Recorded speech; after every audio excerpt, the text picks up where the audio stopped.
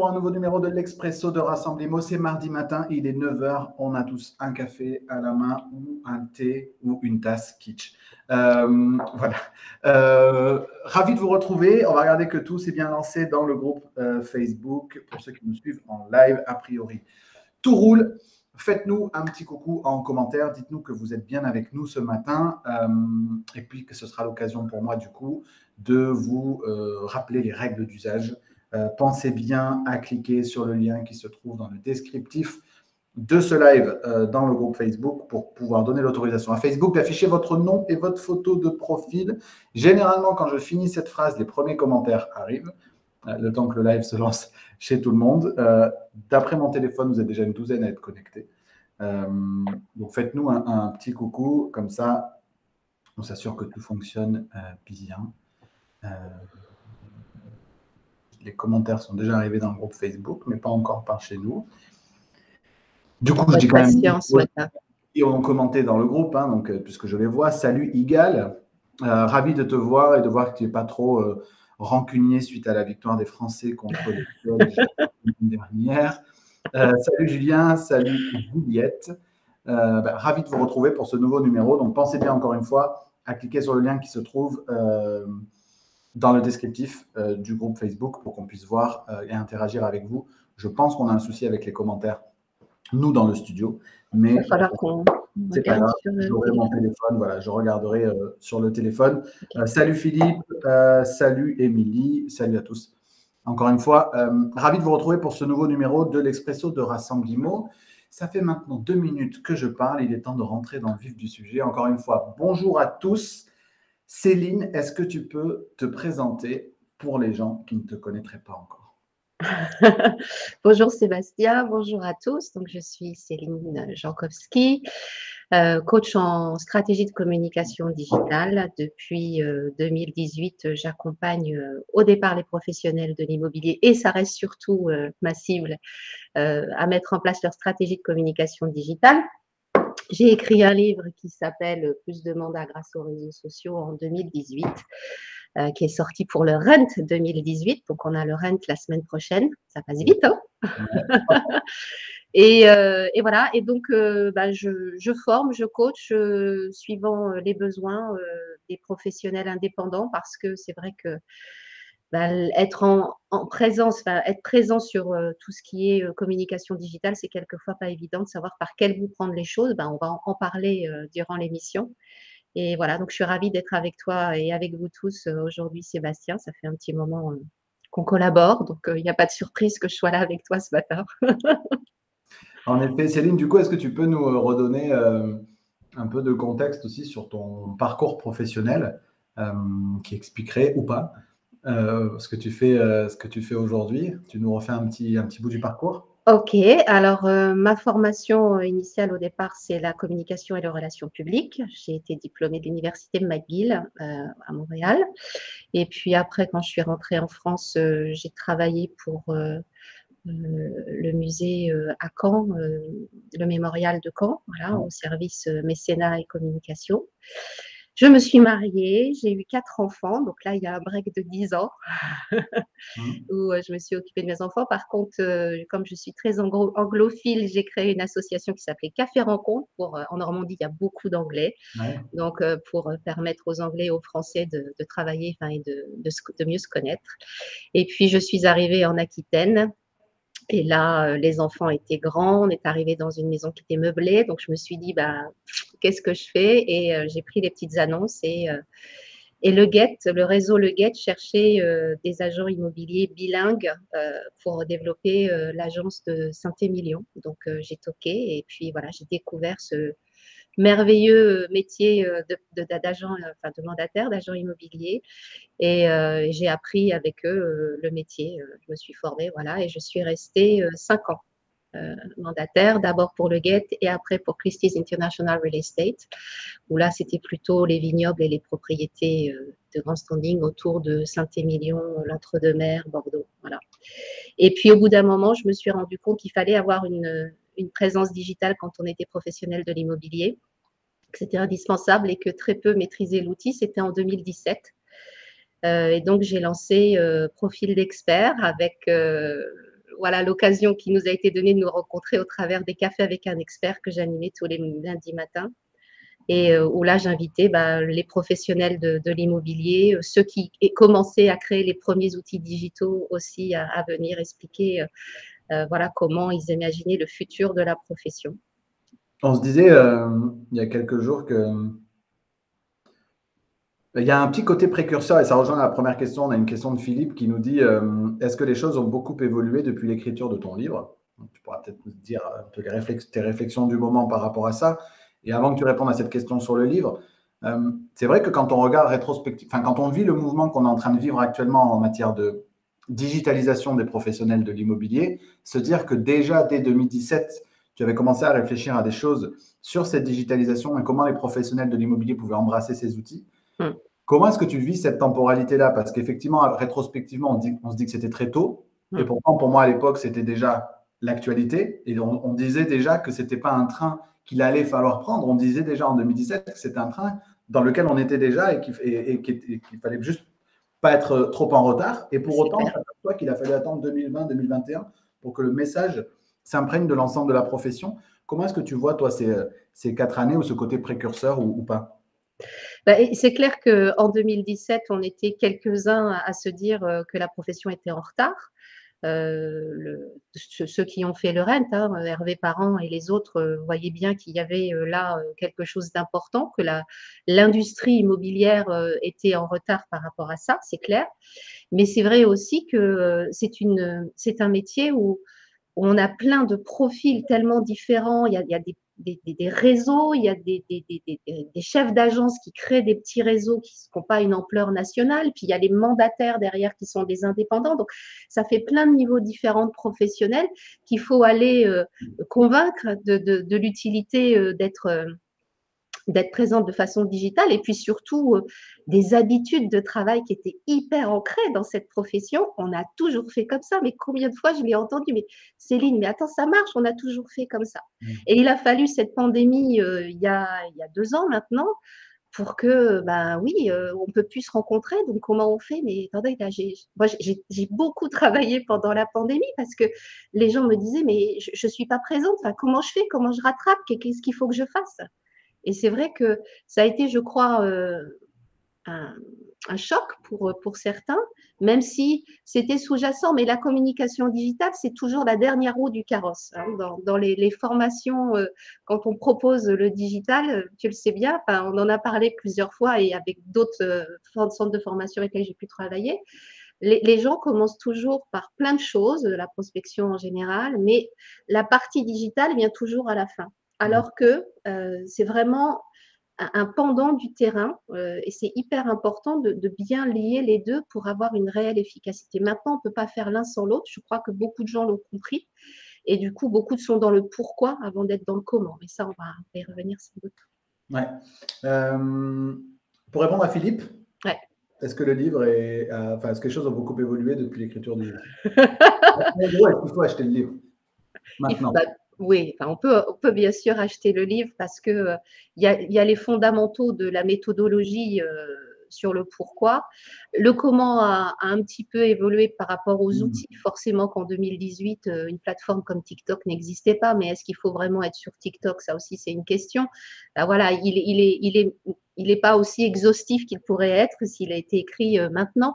Mais par contre, sur le fond, sur le comment et enfin, sur le pourquoi d'une présence digitale, comment aller chercher votre communauté, quelle posture avoir, il est toujours d'actualité. Ça, c'est clair. Bien sûr. Et peut-être que tu vas le mettre à jour. On en parle. Sans doute en 2022. Je ne sais pas encore sous quelle forme, on en parlait juste avant. Donc voilà, une mise à jour très certainement ou un nouveau livre, je ne sais pas encore. Je suis en pleine réflexion. On a Alexis qui nous dit bonjour, Sylvie, Floriane, on a Émilie qui nous dit quand c'est chez nous. Donc on a une Normande avec nous. C'est un lien qu'on a. La Normandie. Voilà, avec Céline, on a quelques liens dans la présentation qu'elle vous a faite. On a effectivement l'amour de la Normandie, puisque ma femme est née à Caen et qu'on y passe tous nos étés. Donc je ne suis pas tout le temps au soleil en train de regarder la mer. Des fois, je suis aussi en train de regarder la mer en Normandie. Ou la pluie. Moins de soleil. Ça, c'est pas en Normandie. Tu parlais du lien avec les Anglais, avec le monde anglo-saxon, etc. C'est aussi un lien qu'on a en commun, parce que ça ne se voit pas comme ça, mais ma mère est anglaise et voilà, il y a pas mal de connexions avec ce qu'on peut apprendre aussi des professionnels outre-Atlantique. Donc, ça, c'est Ouais. aussi quelque chose qui nous a beaucoup liés depuis le début. Et la troisième chose qui nous lie, et sur laquelle tu viens de revenir, c'est un sujet que tu viens d'évoquer, sur lequel je veux qu'on revienne, c'est qu'on a un point commun qui est dans la manière d'enseigner les choses, ou en tout cas d'envisager notre profession, c'est de toujours partir du sens qu'on veut donner aux choses. Et dans notre profession, et peut-être dans d'autres, on est beaucoup attaché aux astuces, aux hacks, aux stratégies, aux techniques, aux méthodes, etc. Et beaucoup moins au pourquoi on fait les choses. Alors quand je dis pourquoi on fait les choses, ce n'est pas le fameux pourquoi qui est important, de c'est quoi notre raison d'être, pourquoi on fait ces choix, pourquoi, c'est pourquoi la communication digitale, pourquoi renouveler ces méthodologies de prospection, pourquoi moderniser ces pratiques, avant d'imaginer comment le faire. Et c'était intéressant ce que tu disais là, c'est que tu disais que le livre est toujours d'actualité dans le sens qu'on veut donner à sa communication digitale, et que finalement, le seul sujet sur lequel il pourrait être obsolète, c'est le comment, parce que les outils évoluent. Oui. Et je veux vraiment qu'on parle de cette différence entre l'approche de communication et de prospection, puisque c'est lié, et les outils. Qu'est-ce que tu peux nous dire par rapport à ça? Le digital doit être pour vous un moyen d'atteindre vos objectifs, clairement, mais en amont de ça, il faut déjà s'être posé la question de comment vous voulez réussir dans ce métier, quelle est votre différence voilà, concurrentielle, qu'est-ce qui fait que vous, en tant qu'individu, vous voulez mettre en avant votre expertise, votre savoir-faire et éventuellement les outils que vous avez choisis, avec lesquels vous avez choisi de travailler pour servir le client qui est en face. Et je pense que beaucoup de gens se disent que le digital, c'est un côté magique, je ne sais pas, qui va faire que si on est là, bah, on va être vu et les gens vont cliquer. Mais c'est pas si simple que ça. Si c'était si simple que ça, on le saurait. Alors, c'est vrai qu'il y en a qui vendent du rêve en disant avec le digital, prospection, les gens vont venir à vous automatiquement. Ben non, il y a quand même un minimum de travail à faire, de positionnement à se dire comment je vends, comment je suis au quotidien, quelle est ma philosophie, quelle est mon approche du métier, qu'est-ce que j'ai envie que les gens retiennent de moi et tout ça, comment je le distille au fur et à mesure de mes publications pour que les gens viennent à moi parce que je réponds à leurs problématiques, parce que je leur suis sympathique, parce que je leur donne confiance et que du coup, bah, ils finissent par cliquer sur le bouton pour prendre un rendez-vous, pour me laisser un message, pour me téléphoner. Enfin, voilà, donc c'est vraiment au départ une vraie réflexion personnelle et vraiment de se dire comment je me mets au service d'eux via le digital, mais aussi via une prospection terrain. Et c'est là que c'est important aussi de coupler les deux. L'autre jour, je parlais avec un professionnel qui disait ouais, les réseaux sociaux, moi j'aime pas être vue, je sais pas si je vais y aller. Donc, je lui dis mais tu fais suivant comment tu le sens. Mais si tu n'es pas sur les réseaux sociaux visibles, si on ne te voit pas toi, c'est comme si tu étais en train de prospecter dans la rue avec une cagoule sur la tête. Enfin, c'est un peu le pendant, quoi. Et trop de professionnels sont aussi sur le digital, mais en mode camouflé, c'est-à-dire que on met en avant les biens, on met en avant le réseau éventuellement, mais on voit, alors il y en a qui font ça très bien, et puis il y a encore une grosse majorité qui est encore un petit peu frileux sur cet aspect-là. Donc c'est vraiment une réflexion aussi, je pense qu'il y a aussi avec le digital une réflexion sur comment je suis moi en tant que professionnelle à dire les choses, comment je travaille et comment je peux mettre en avant ma personnalité qui fait que les gens viennent à moi pour celui que je suis en tant que professionnelle, bien sûr. Clairement. Émilie, hâte de te croiser à Caen alors, avec plaisir Émilie, pour se voir l'été tous les trois autour d'un café. Philippe disait donc je ne parlais pas de son obsolescence, parlant du livre, mais surtout si les mises en place sont les mêmes. Et ça c'est intéressant parce qu'au regard de ce que tu viens de dire, en fait, et pour répondre à Philippe, en fait, à partir du moment où tu as compris le sens que tout ça, ça a, que tu es au clair sur ce que Céline vient d'évoquer, qui est quelle est mon identité de conseiller immobilier, ben, quelque part, après, les outils, c'est une commodité. Et c'est vraiment le point sur lequel on se rapproche avec Céline, c'est que un outil reste un outil. C'est-à-dire que tu veux savoir demain, Philippe, comment faire, je vais prendre le plus gros cliché, mais un réel sur Instagram. Concrètement, tu demandes à Google, il va t'expliquer comment techniquement le faire. Mais Bien si sûr. tu n'es pas au clair sur ta stratégie d'entreprise, ta stratégie de communication et de prospection, ton identité de conseiller immobilier, ton calendrier éditorial, et on va peut-être y revenir. Après, derrière, les choses, elles se déroulent naturellement et les outils évoluent. Et ça, c'est une de nos convictions très fortes dans l'entreprise. Et je suis ravi du coup que Céline collabore avec nous dans l'entreprise sur ce sujet-là. C'est que notre conviction, c'est que les Américains disent a fool with a tool is still a fool. C'est-à-dire un idiot, entre guillemets, avec un outil est toujours un idiot, en fait. C'est-à-dire que si on ne comprend pas le sens des choses, aujourd'hui, c'est Instagram, on parle de TikTok, Snapchat, ce que vous voulez. Demain, peut-être qu'on enverra un hologramme en prospection. Mais si cet hologramme, il dit estimation offerte, je suis le plus beau, je suis le plus fort, on est là depuis 20 ans et on est les meilleurs, il ne sera pas plus efficace parce qu'il est un hologramme qu'un flyer historiquement, en fait. Et c'est vraiment cette modernisation qu'on veut apporter à la profession sur la communication, sur l'approche de prospection. Et les outils restent des outils. Et donc, si aujourd'hui c'est Instagram, mais demain ce sera certainement autre chose. Mais si tu n'as pas compris que l'approche doit évoluer, forcément, quel que soit l'outil qu'on te mettra entre les mains, ça ne pourra pas fonctionner. Ouais, et plus que ça, je dirais aussi qu'il faut pas se mettre au service des réseaux sociaux, mais c'est eux, enfin les réseaux sociaux ou un site internet, mais c'est eux qui doivent être à notre service. Parce que combien de fois aussi en formation, en coaching, on a devant nous des gens qui sont un petit peu paniqués en se disant il faut que je sois partout, mais tu te rends pas compte, mais je vais y passer ma vie. Mais non, vous n'avez pas besoin d'être partout. Enfin, c'est pas parce que l'algorithme dit il faut poster au minimum 3 fois, faire 7 réels dans le mois et je ne sais trop quoi encore sur Instagram pour être vu, qu'il faut le faire. C'est à vous aussi de garder votre indépendance par rapport à ça, de se dire oui, je connais comment fonctionne l'algorithme, jusqu'où j'ai envie d'aller, mais aussi je me laisse le temps d'évoluer dans ma maîtrise de l'outil digital par rapport à l'énergie que ça me demande, parce que bien sûr, comme tout, ça demande de l'énergie. Et je crois qu'il est fondamental qu'on arrête d'être au service d'eux, mais que ça soit l'outil qui soit à notre service, tout en conscience aussi, là, d'où l'importance de prendre un peu de hauteur en disant l'étape 1, c'est ça. L'étape 2, une fois que je serai plus à l'aise, eh ben, je multiplierai les choses. L'étape 3, je trouve une organisation, donc un planning digital. Éventuellement, bah, quand je maîtrise bien tout et que je connais bien tout, bah, je peux déléguer parce que je sais ce que je délègue. Parce que là aussi, beaucoup de fois, on a des professionnels qui nous disent j'y connais rien, ça m'emmerde, excuse-moi l'expression, mais bah, j'ai trouvé un community manager. Et puis on les voit 6 mois, 1 an après en disant ça m'a coûté une blinde et je ne suis pas plus vue qu'avant. Alors, il y en a des très bien, hein, qui font ça très bien parce qu'il y a collaboration. Puis il y en a d'autres, des community managers, où on ne leur donne rien à transformer, hein, pour parler de l'agence, du professionnel, et qui du coup bah, se débrouillent avec ce qu'ils ont et font des choses moins performantes. Mais voilà, c'est hyper important de pas se laisser emporter en se disant il y a cette mouvance digitale, il faut que j'y sois, il faut que je sois vue, et puis finir essoufflé au bout de quelques semaines, de quelques mois, en se disant mais finalement ça me rapporte rien. Non, il faut mieux en faire moins, mais le faire bien ciblé et le faire en toute maîtrise, en toute connaissance. Ouais, ça corrobore ce que dit. Bon, Julien nous dit le digital est un moyen de prospection, mais le terrain reste le moyen le plus efficace, mais forcément moins sympa que de faire des réels de chez soi. Florian nous dit quelles sont les statistiques de retombées en termes de temps sur cette méthode prospection digitale. Et c'est le sujet que tu évoquais là. Tu dis souvent que tout ça, c'est un marathon, bien plus qu'un sprint, comme le reste du développement de notre business d'ailleurs. Ouais. Est-ce que tu as quelque chose à nous dire là-dessus? On a d'autres commentaires.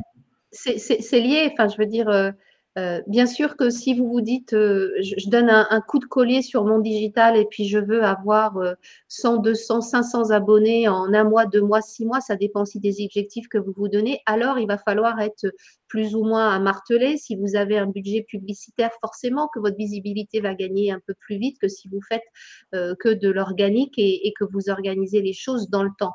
Par contre, ce qui est hyper intéressant, et là aussi dans la performance, il faut faire attention, il vaut mieux une petite communauté qui est dans l'interaction que 1000 abonnés qui ne font rien sur votre page. Voilà. Donc, tout ça, il faut mettre les choses en perspective. Quand on pose des objectifs, il faut mieux qu'ils soient réels et réalisables, réalistes et réalisables avec les moyens que vous avez et vous donner du temps. D'accord?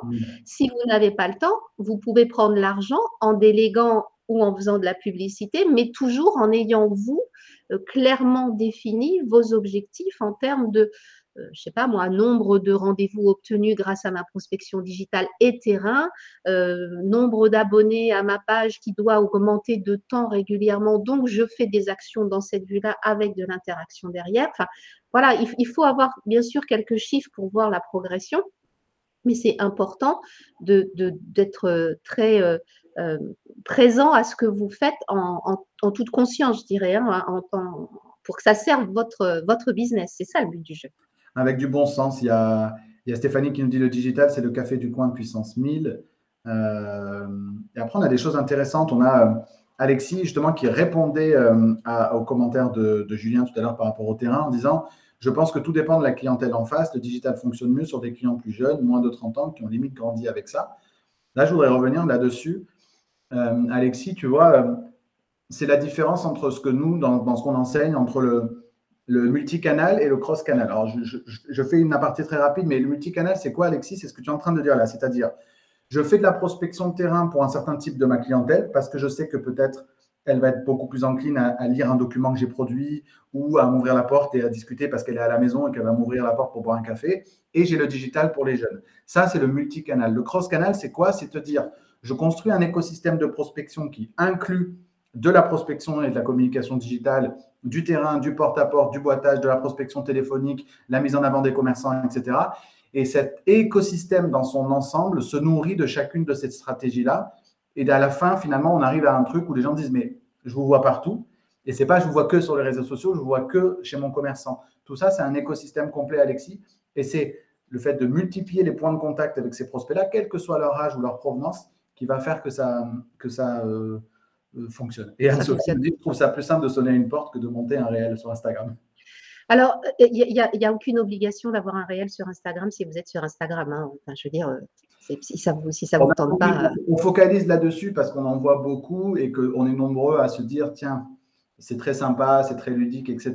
Mais quel impact en tant que tel auprès de sa clientèle? Alors oui, ça permet, comme tu disais, hein, de jouer le jeu de la plateforme parce que c'est une fonctionnalité de la plateforme et que ça va donner plus de visibilité au global à ce que vous produisez sur votre communication digitale. Et ça peut être très utile. C'est pas ça que je veux dire. Ce que je veux dire, c'est que c'est à partir du moment où on commence à tomber dans le truc, faites un réel Instagram, c'est toujours plus efficace que de faire de la pige, où là, ça commence à devenir un peu tendancieux en termes de communication. Non, et puis il faut multiplier intelligemment ce que vous faites. C'est-à-dire si vous avez, et on en parle souvent du recyclage de contenu aussi dans les accompagnements que l'on fait. Bien sûr que si vous faites des visuels, des supports que vous donnez sur le terrain lorsque vous allez en clientèle, bah, bien sûr que ça peut devenir une vidéo où vous expliquez comment vous travaillez, c'est-à-dire ce que vous faites en présentiel quand vous avez un client, vous pouvez très bien le faire en version digitale via une vidéo, via un réel, via une publication, enfin un article, via des photos où vous illustrez, vous, en train de présenter avec peut-être un client. Enfin, il y a plein de façons de refaire ce que vous faites avec des formats différents sans que vous ayez à recréer tout le temps du contenu. Parce que là aussi, souvent, ce que les gens pour lesquels ils sont paniqués, c'est de se dire, mais il faut que je sois toujours à produire. Non. C'est-à-dire que lorsque vous faites une production, ben, voyez comment vous pouvez la recycler sous différents formats digitaux et papier et comment ça peut servir votre discours et aller vers donner confiance à votre prospect, qu'il soit en format digital et en format terrain. Et surtout pour lui, lorsqu'il vous voit sur son fil d'actualité et qu'il vous a vu dans la rue, ben, c'est bien le même avec le même discours et il n'y a pas dissonance. Et ça, c'est important. D'où l'importance que l'on vous voit, vous aussi, sur vos formats digitaux.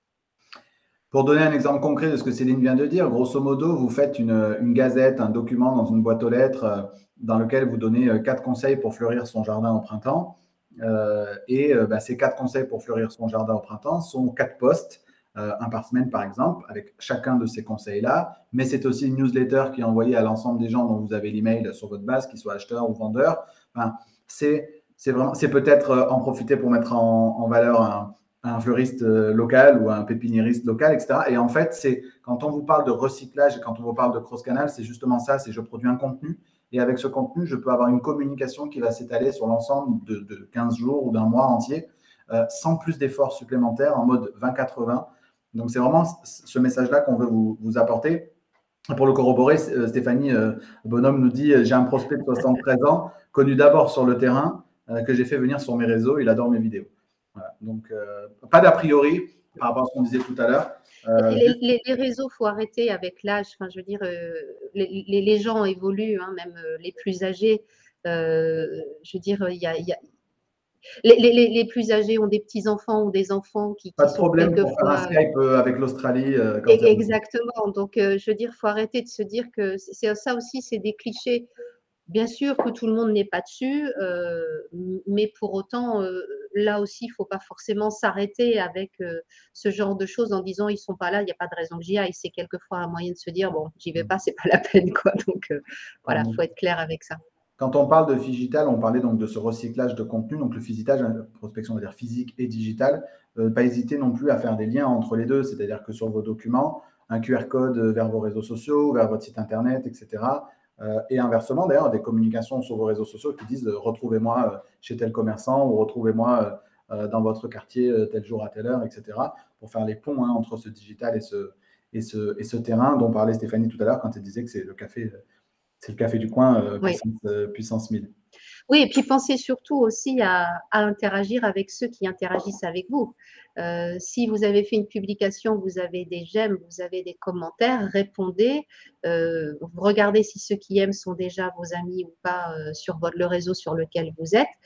Pensez à envoyer des messages régulièrement aux gens. Sans doute que dans votre CRM, dans votre base de données, vous avez peut-être des dates anniversaires. Alors, Facebook vous en donne lorsque vous êtes amis sur Facebook, mais il y a peut-être aussi des dates d'anniversaire d'achat ou je ne sais quoi, et multiplier les points de rencontre. Parce que, alors, la communication digitale, c'est pas forcément que les réseaux sociaux. On est bien d'accord que un prospect avec lequel vous venez d'avoir un entretien peut très bien rentrer dans une série de mails découvertes de vos prestations qui est envoyé automatiquement par un outil que vous avez choisi d'utiliser et qui génère une relation digitale qui peut être entrecoupée d'un coup de fil, c'est-à-dire que ça peut être deux emails, un avec une vidéo de présentation, l'autre avec les biens vendus, par exemple.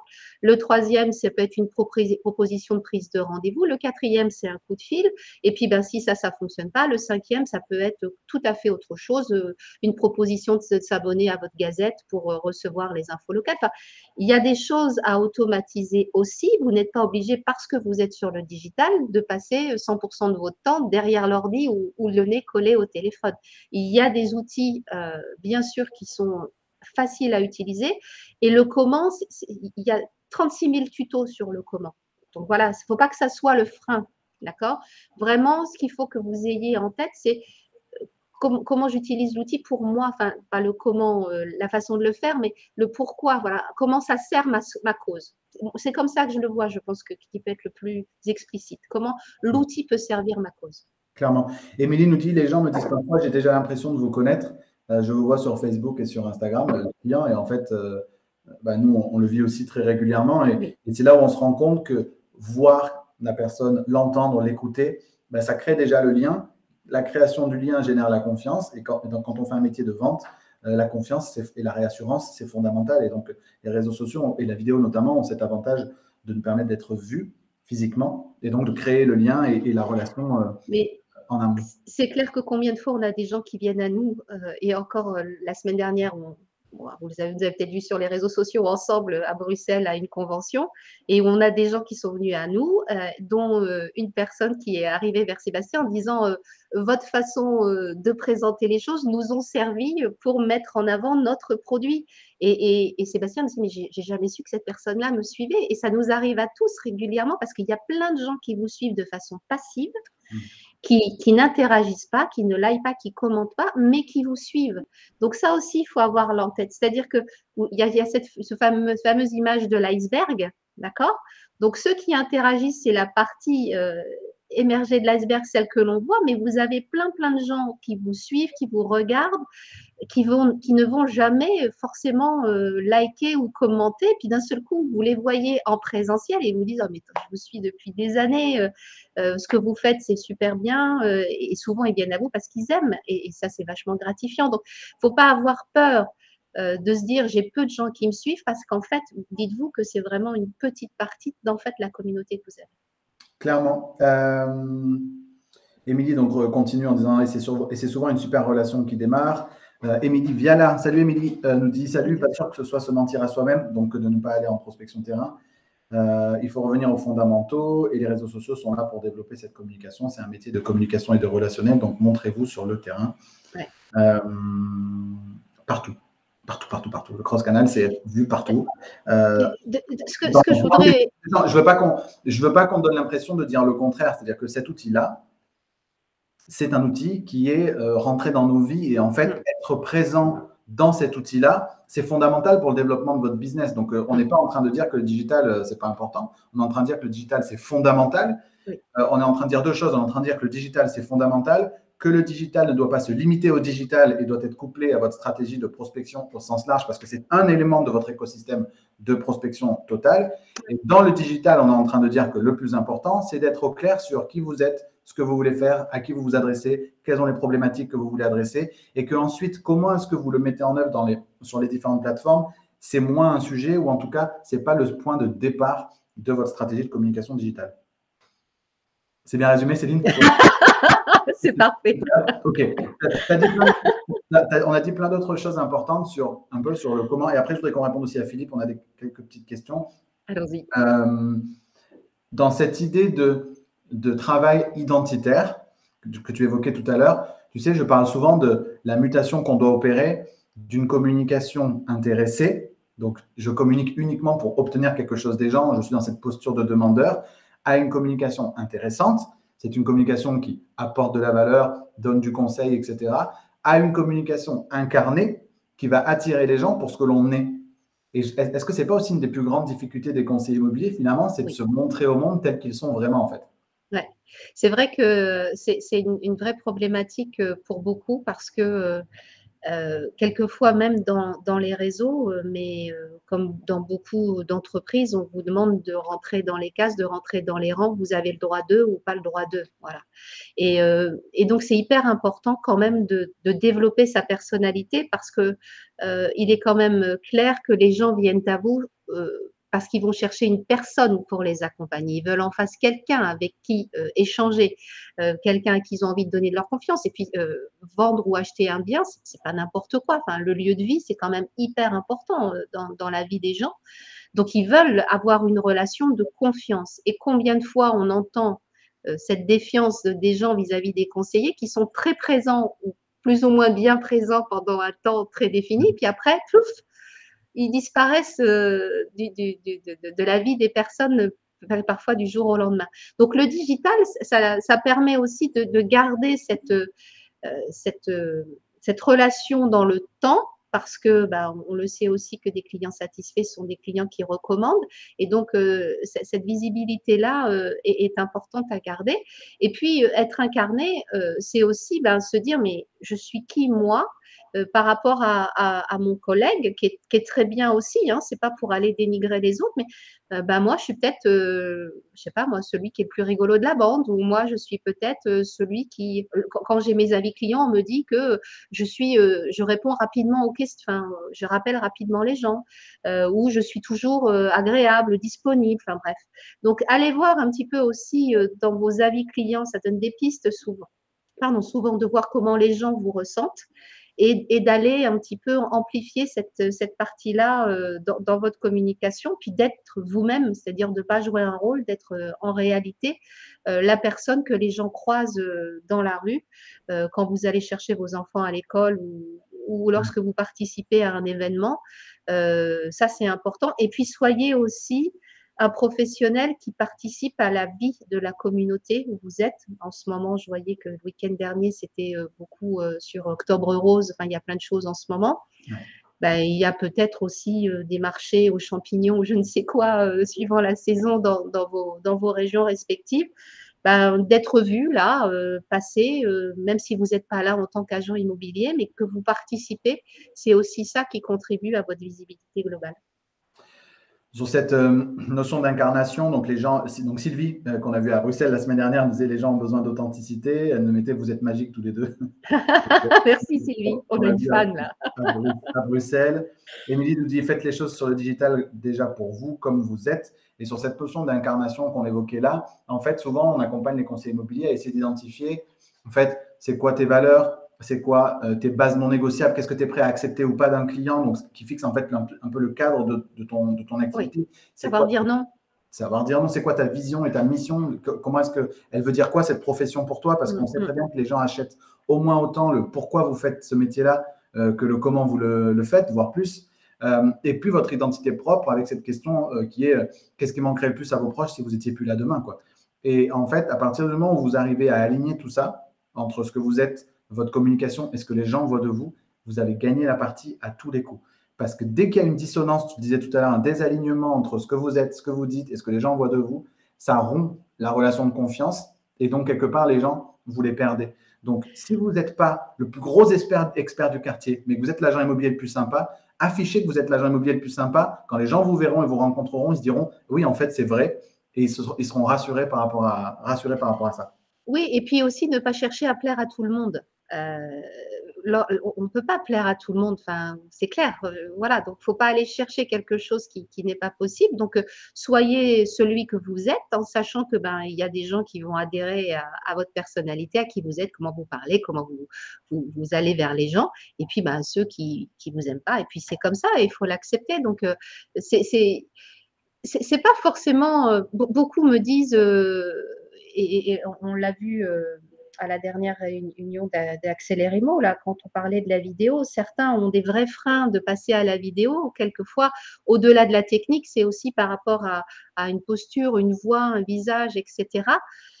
Je veux dire, là, pareil, lorsque vous êtes dans la rue, que vous croisez les gens, vous n'êtes pas à vous dire attends, ça va pas, faut que je mette un cache-nez ou je ne sais quoi. Donc,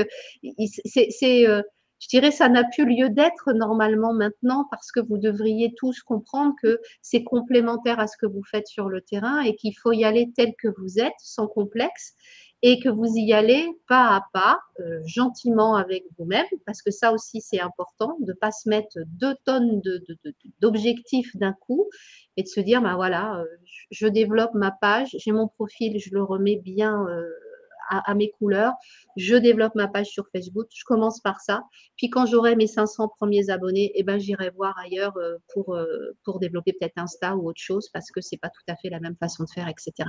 Mais allez-y étape par étape et ne vous mettez pas d'un coup 36 000 obligations digitales et aidez-vous parfois d'outils d'automatisation qui existent et qui peuvent vous faciliter la tâche, comme la programmation. Il y a des outils qui existent pour ça. Canva pour faire des beaux visuels. S'organiser avec son planning, son agenda. Combien de fois on le dit, ayez un pavé comme digital au moins régulièrement toutes les semaines ou toutes les 2 semaines dans votre organisation. Et puis, un planning éditorial, bien sûr. Ce que vous faites sur le terrain et ce que vous faites sur le digital, ça doit faire partie d'un planning global qui est votre ligne de conduite pour savoir où vous allez et pas être perdu à se dire j'ouvre mon ordi, mais qu'est-ce que je fais aujourd'hui? Ça, c'est plus possible maintenant. Vous devez savoir ce que vous faites. Clairement, on a une question sur les plateformes, on va y revenir juste après. Alors, plusieurs choses. Julien dit Céline est la sage des réseaux sociaux qui s'est donné les meilleurs conseils pour faire des choses intéressantes sur le réseau et c'est la pro du recyclage. Et pour revenir sur ce qu'on disait sur le côté incarné, Stéphanie nous dit sélection naturelle, si on ne plaît pas, on gagne du temps, mais quand on plaît et qu'on arrive à rendez-vous, on a également gagné beaucoup de temps. Ce que renforce également Sylvie en disant en assumant notre style, nous attirons des gens qui ont nos valeurs et notre travail est agréable. Bien sûr. Céline, on va approcher doucement de la fin, mais avant ça, si je devais résumer, finalement, elle est en 3-4 grandes étapes. Je commence à travailler demain avec toi sur cette notion d'accompagnement au développement de ma communication digitale. C'est quoi les grands pavés à mettre en place pour arriver à commencer à avoir quelque chose de consistant? Alors, le premier grand pavé sur lequel on travaille, c'est déjà vous, qui vous êtes, vos valeurs, comment vous travaillez votre organisation, avec qui, pourquoi, etc. Ça, c'est un pavé important. Puis en face, bien sûr, le pavé important, c'est les clients, les prospects, vers qui vous devez aller. Est-ce que ce sont des primo-accédants? Est-ce que ce sont, je sais pas moi, des gens qui quittent une ville pour aller à la campagne ou inversement, leur âge, leur CSP, leur hobby, enfin bon, bref, on fait un état des lieux. Un troisième point, c'est le comment vous travaillez, quels sont les services que vous proposez, les outils que vous proposez, les partenaires que vous avez, comment vous êtes entouré, parce que je pense que clairement, une des prochains différenciants des agents immobiliers, ce sera la notion de service. Comment vous servez les clients, l'expérience client, Yes. comment, lorsqu'on travaille avec vous, vous faites vivre de façon fluide ce rapport aux gens parce que vous êtes joignable facilement, parce que vous avez des outils qui permettent rapidement de savoir où on en est, d'avoir accès à l'information, parce qu'en 2 clics, on peut prendre rendez-vous avec vous, le notaire ou le diagnostiqueur. Voilà, ça, toute cette notion de service-là, la visite virtuelle, les plans 3D, le home staging, je pense que ça va faire partie maintenant je dirais des services un peu obligatoires, ce que les gens attendent, parce que là aussi, les clients ont beaucoup évolué sur, notamment à cause du Covid, hein, c'est aussi hein, sur leur façon de consommer et que le digital maintenant fait partie aussi de leur façon de consommer. S'ils ne trouvent pas dans la boutique, eh ben, on les a invités à aller quand même en click and collect pendant 18 mois. Quoi. Donc le clic, maintenant, ils savent bien qu'au bout du clic, ils doivent avoir la réponse. Donc là aussi, il y a un vrai questionnement d'expérience digitale et ça, c'est un pavé, à mon avis, sur lequel il faut être de plus en plus vigilant dans les mois et les années à venir. Et puis, ben, une fois qu'on a tout ça, comment on met en place la mayonnaise au travers d'une grille de contenu d'abord, pour savoir comment je réponds aux problématiques de mes clients, à leurs attentes, et puis après un planning éditorial qui est vraiment sur l'organisation pour qu'on atteigne les objectifs posés au départ. Voilà. Ok, qui je suis, qui sont mes clients, qui sont mes partenaires, quels sont mes services, une grille de contenu et un planning éditorial. Et à partir de là, on est sur les bons rails, en tout cas, pour ensuite déployer jour après jour, semaine après semaine, notre stratégie digitale. Ouais, de façon sereine. Et j'y tiens. Parce que là aussi, combien me disent, oh là là, j'y arrive pas. Enfin, il faut arrêter de s'en. Enfin, je l'ai déjà dit tout à l'heure, mais soyez bon avec vous et prenez ce temps de réflexion en disant j'y vais step by step. Voilà, et Rome, c'est pas fait en un jour. Et ma stratégie de communication digitale, elle va prendre le temps qu'il faut, mais je la maîtrise et je suis pas au service des algorithmes. Mais c'est bien l'outil digital qui est à mon service et que les datas que j'ai, vos datas sont à vous, hein, c'est-à-dire les noms, les prénoms, les clients que vous avez. Ce sont les vôtres et comment vous êtes en contact avec eux. Ça aussi, c'est important. Et je ne fais pas supporter trop de pression à cette communication digitale dans mon écosystème en essayant d'analyser combien de rendez-vous j'obtiens grâce à cette communication digitale. C'est une des grosses erreurs des conseillers immobiliers et j'en profite pour le dire là. N'analysez pas les résultats de chacune de vos stratégies de prospection de manière interdépendante, mais imaginez bien que ça, plus ça, plus ça, plus ça, plus ça, à la fin, ça fait un écosystème de prospection qui génère des résultats. Et donc, la communication digitale est au service de vos autres stratégies de prospection et inversement. Tout ça, ça se nourrit. Et n'allez pas mettre trop de pression sur chaque stratégie pour savoir si celle-là m'a permis d'obtenir des rendez-vous ou pas. C'est un tout. Merci pour ça, Céline. Céline, est-ce que tu as des ressources à recommander aux conseillers immobiliers qui nous écoutent? Et profitez-en le temps que Céline nous sorte ses livres pour commenter, poser une question ou mettre un petit like à ce live. Alors, je suis allée choisir 2 livres qui ne sont pas forcément que pour les agents immobiliers, mais ça me paraît important de se poser les bonnes questions. Donc, il y en a un que j'ai lu que j'ai trouvé très bien, c'est « La puissance de la pensée positive ». Voilà. Okay. Des méthodes simples et efficaces pour réussir votre vie. En fait, c'est comment penser différemment pour que tout soit du potentiel et non pas voir que la partie négative des choses. J'applique au quotidien et je vois les résultats, donc c'est super. Et puis un autre, un peu dans le même style, qui s'appelle « La force est en vous ». Et comment, en commençant par prendre soin de soi, on est plus à même de mieux délivrer du bien-être à ceux qui nous entourent et aussi à nos clients. Voilà, être bien avec soi, ça permet aussi de diffuser quelque chose de positif aux autres et d'attirer plein de gens qui nous correspondent. Ça, c'est important. Merci beaucoup Céline. Est-ce que vous avez des questions ou des commentaires? Je pense qu'on a répondu indirectement à la question de Philippe tout à l'heure après Facebook. Est-ce que plutôt Instagram ou LinkedIn? Parce que finalement, si tu es au clair sur qui tu es et qui sont tes clients, le choix en fait il devient évident. Qui je cherche à cibler? Oui. Et dans ce cas-là, ça permet d'identifier quelle opportunité est la plus intéressante pour toi. Oui, et puis se dire aussi qu'on n'a pas le même discours sur un Facebook, sur un Insta que sur un LinkedIn. Donc, ça dépend aussi du message que vous voulez délivrer et à qui, et de la façon dont vous voulez le faire. Donc là, il y a un petit peu à creuser. Émilie nous dit merci pour ces lectures du positif, du bien-être pour pouvoir avancer malgré le yo-yo de nos journées. C'est compliqué, hein, on le sait bien, d'être professionnel. On est multitâche, on est couteau suisse. Enfin, faut être un peu partout. Et c'est vrai que faut d'abord être bien soi pour pouvoir assumer tout ça. Donc, c'est important de prendre ce temps-là. Laetitia nous dit merci à vous deux. Que faire de tous les confrères IMO sur notre page? Les virer? Oui, voilà. Parce que l'algorithme, il va chercher des personnes qui ressemblent à votre communauté. Donc, si vous avez tous les confrères, ça ne donne rien. Donc, virez-les. Ne gardez que les gens que vous êtes à même de servir, finalement, qui sont les gens que vous cherchez à servir. Et oui, alors là aussi, dans les objectifs, quand on pose les objectifs clairs, c'est quelle est la communauté que je veux pour aller prospecter. Et donc, forcément, les concurrents ou les collègues, ce n'est pas vraiment votre objectif premier. Donc, il faut être clair, hein, c'est des choix et ce n'est pas contre eux. Hein, c'est tout simplement pour servir l'algorithme et puis servir vos résultats. Hein, c'est clair. Céline, merci infiniment pour ce temps accordé. C'est déjà fini. Bah ouais, ça passe toujours trop vite. Tu le sais quand tu avais des cafés avec un expert que ça passe. C'est clair. Ça durait des fois plus longtemps que prévu. Donc Céline, on attend la nouvelle version du livre ou un nouveau livre. Je pense que ce sera en début d'année prochaine. Ouais. Super. On prendra grand plaisir à te retrouver au Rent pour ceux qui seront au salon la semaine prochaine. La semaine prochaine. Alors, n'hésitez pas à m'arrêter dans. Alors, je vous dis tout de suite, je ne suis pas physionomiste. Donc, si plantez-vous devant moi et dites-moi hello Céline et on pourra discuter parce que moi, je ne connais jamais personne. Cool. Floriane nous dit ah, voilà ma réponse. Merci, c'est parti pour le grand ménage. Sur ces réseaux, visiblement. Ah ben voilà.